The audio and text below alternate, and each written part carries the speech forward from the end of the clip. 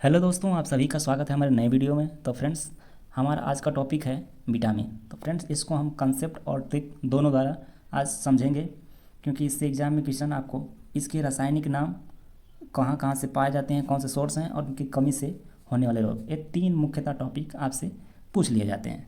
तो आइए देख लेते हैं विटामिन क्या होता है।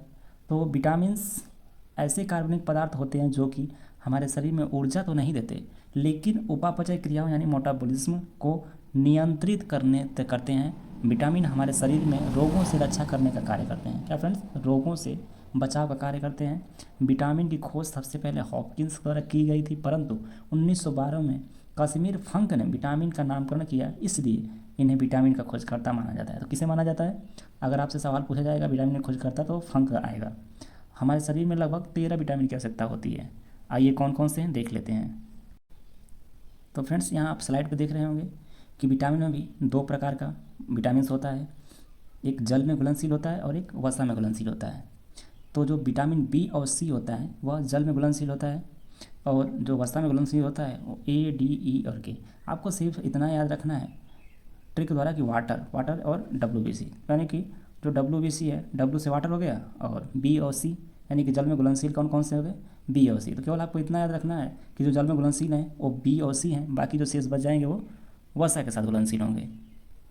टॉफ़ी, आप इतना याद रखना है, रथ एक टॉफ़ी, और A B C D E और के को लाइन से लगाएंगे, सीरियल वाइज इसे लगाएंगे तो आपका देख लीजिए आर से रेटिनॉल हो जाएगा। यदि पूछता है कि विटामिन ए का केमिकल नेम क्या होगा, रासायनिक नाम क्या होगा, तो आप रेटिनॉल बताएंगे।